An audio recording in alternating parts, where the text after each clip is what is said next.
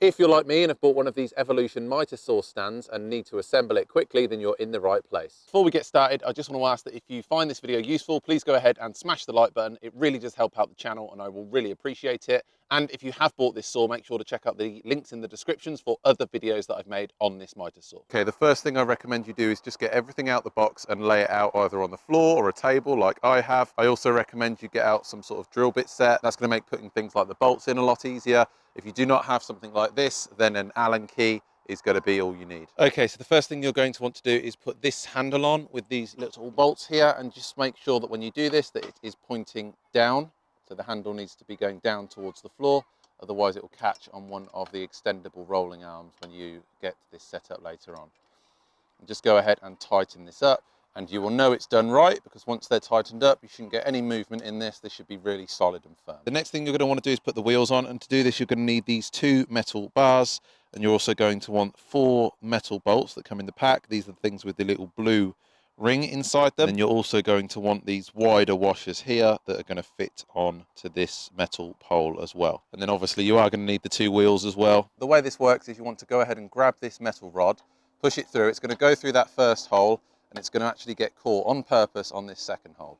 Once you've done that, you can use this first bolt and just tighten everything up here. And this is ideally where you want to grab yourself a spanner. I'm using a 17 spanner. I think a 16 is probably the right one, but I don't actually have one to hand, like that.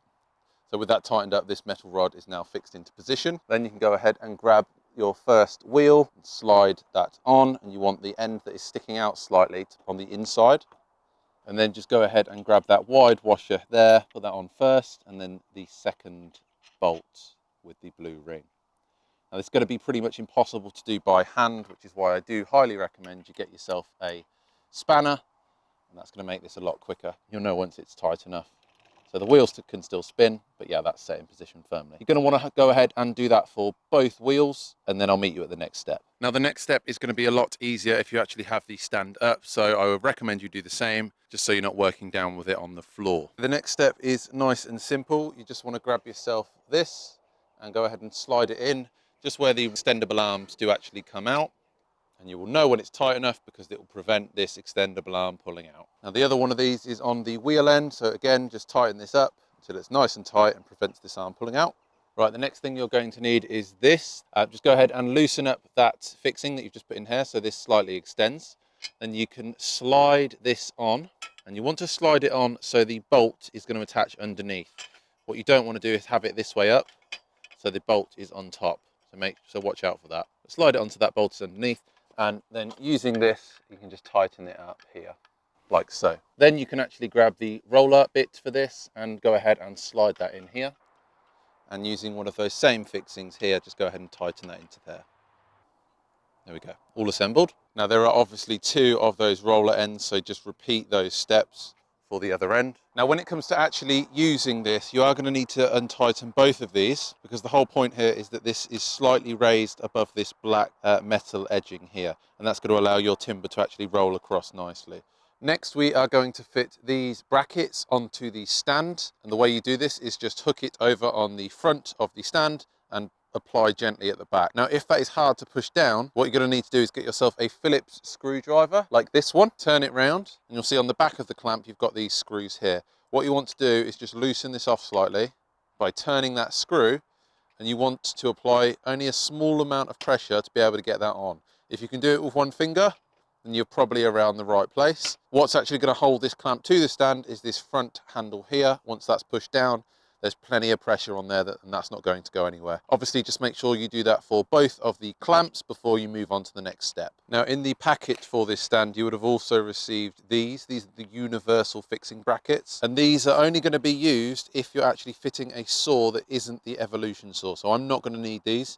And chances are if you've bought this for your Evolution mitre saw, you're not going to need them either. Don't worry about it when they're left over. They're not required. The next thing you want to do is remove those clamps from the stand. We'll be putting that on again in a minute. Just put them to one side. Go ahead and grab your mitre saw, and you want to carefully turn this over so you can access the bottom of the base of the saw. Now, in order to attach your mitre saw to the base, you are going to want to grab some of the bolts that come included. All of these are included with the actual stand itself. The reason you've got so many included is because this is a universal base that will fit a variety of mitre saws. For the Evolution Mitre Saw, it is pretty much down to you what you want to use. Personally, I'm going to go for this one, which isn't the largest. It's the second largest that's included in the pack. And the reason for that is it will only protrude slightly from the mitre saw once it's set up. Now, once you have selected the bolts that you're going to be using and you've gone ahead and taken your clamps off, I also do recommend that you grab some of the washers that were included, and I'll explain why in just a second, but it's going to make your life a lot easier when it comes to taking the clamps off of the mitre saw in the future. So just go ahead and grab your first bolt, slide it through the clamp,